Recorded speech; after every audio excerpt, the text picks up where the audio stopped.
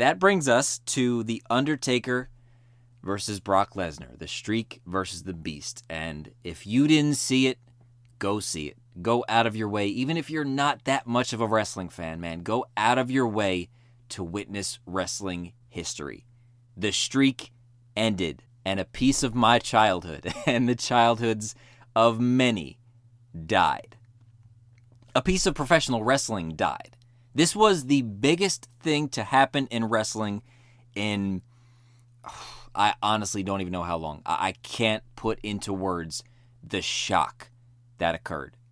Brock hits that third F5 and the ref goes 1, 2, and in those milliseconds, I was so sure Taker was going to pop out. If I had to bet, if time froze right there for me to make a bet, I would bet that The Undertaker was going to kick out and the match was going to go on. And then 3. And just silence. The camera shots to the crowd, Heyman's face, my jaw was on the floor. It was like, you know what it was like? It's like if the main character of your favorite TV show is killed unexpectedly. You know, people are saying, oh, well, it's scripted and whatever, so, people are getting, these wrestling fans, they get so hype over their fake product. But think about your favorite TV show of all time. Let's take 24, for example, because that's mine. That's like Jack Bauer continually saving the day, always finding a way to survive. And out of nowhere, halfway through the season, boom, dead. It was shocking. It was unbelievable. And honestly, I may have an unpopular opinion here, but it was perfect. It played out so perfectly.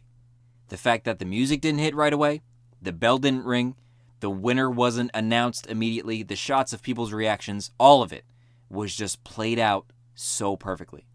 And there are people who say, oh, that wasn't planned. Someone changed the script. Brock changed it. It wasn't supposed to happen like that. No. Stop. Yes, Undertaker was hurt and injured in the match, but I guarantee you that match ended exactly how it was supposed to end. Now, let me go on record and say that I wished the streak never ended. I would have loved for The Undertaker to retire undefeated at WrestleMania. It's as big of a part of my wrestling fandom and the memories of being a wrestling fan as it is to anyone else. And like many people at first, I was like, but why Brock? Why someone who doesn't wrestle a full-time schedule? Why not a Cesaro or a Punk or a Daniel Bryan? And then I thought about it, and I thought about it, and thought about it. And my conclusion, which you very well may not agree with, and you're entitled to your opinion as much as I'm entitled to mine, is if it was gonna break, it almost had to be Brock Lesnar. I'll say it again. It almost had to be Brock Lesnar. Whoever broke the streak, mega heel like Brock Lesnar, babyface, mid-carder, main eventer, friggin' luchador, woman, hornswoggle, it doesn't matter. Whoever broke it would be vilified and hated forever. For the rest of their career, they will be the person that ended the streak. The person who ends the streak will be the most hated person in wrestling, beyond just being a heel.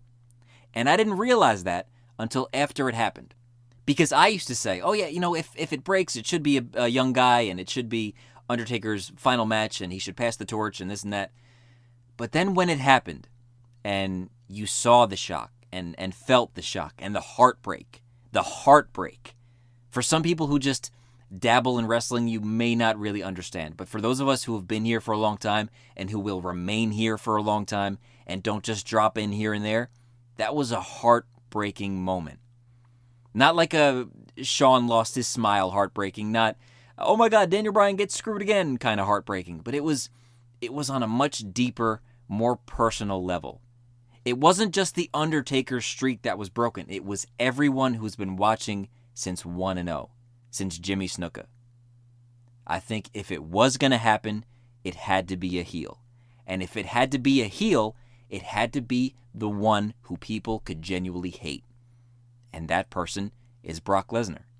A part-timer, a special attraction. As much as seeing the streak, and the streak being around and being only at WrestleMania is a special attraction. Now, seeing Brock Lesnar, the streak breaker, is also a special attraction.